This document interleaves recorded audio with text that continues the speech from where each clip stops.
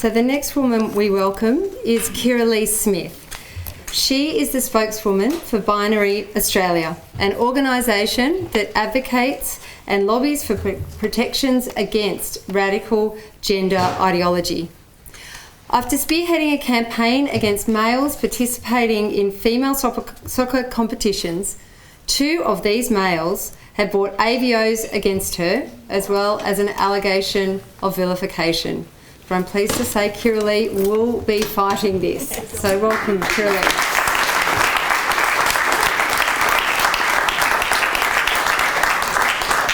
How absurd that we even have to be here today to hold an event about the importance of biological sex. I mean, how absurd that the women you will hear from today, and we've already heard from 2 outstanding, or 3 with Catherine, women, that all of us are being penalised in some way for speaking truth and facts.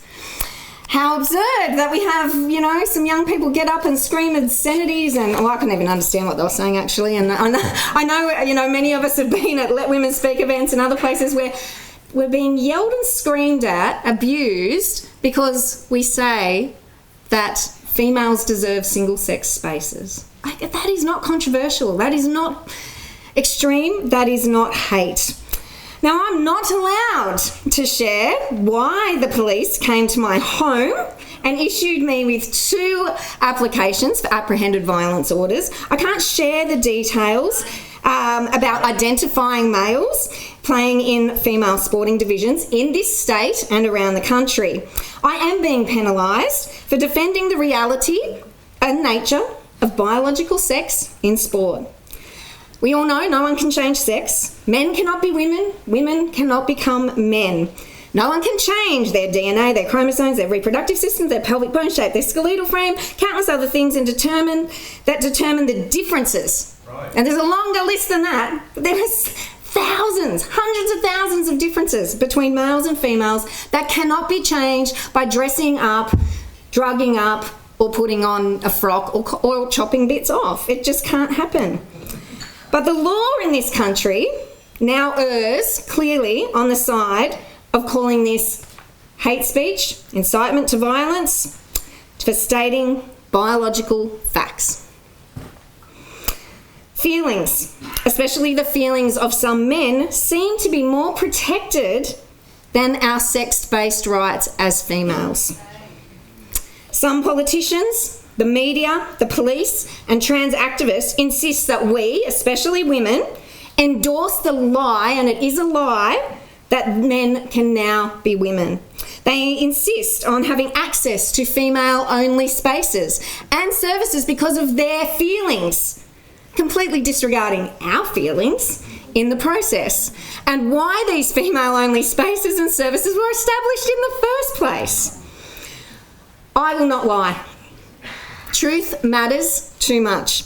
Regardless of how captured anyone else is, I will not bow down on that altar of lies, and I'm so proud to stand with these women who say the same thing, and many of you in this room who also feel the same way.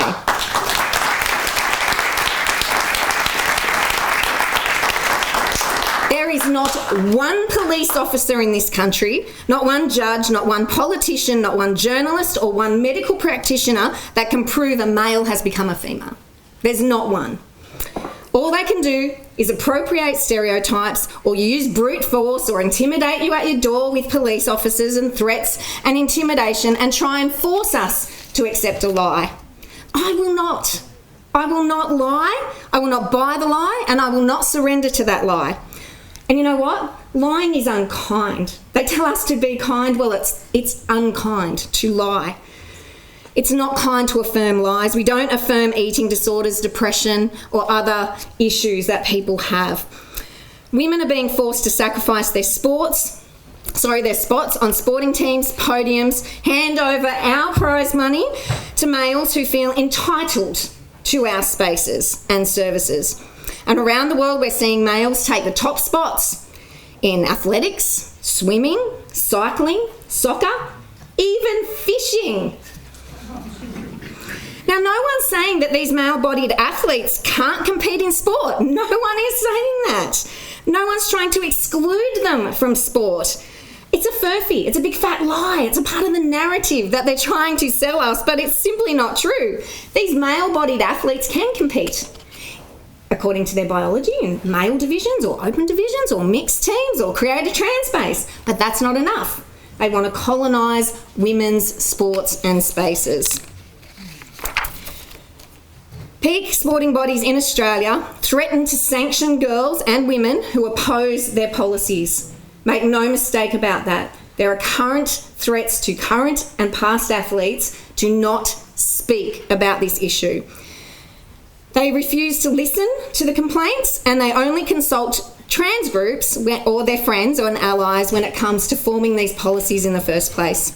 Right now in Australia, women and girls are suffering because they are being bullied into silence. They're not allowed to talk about sex for fear of losing their jobs, their positions, or their reputations.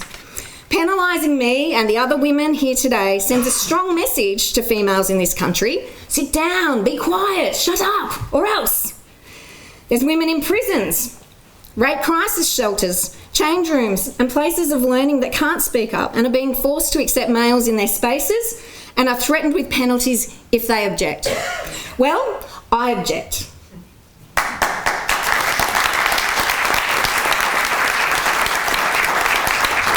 I will not be bullied into silence or intimidated with threats. I will stand up, speak out, and fight for the right to defend female-only spaces and services. And I am proud to stand with these women and talk about this today.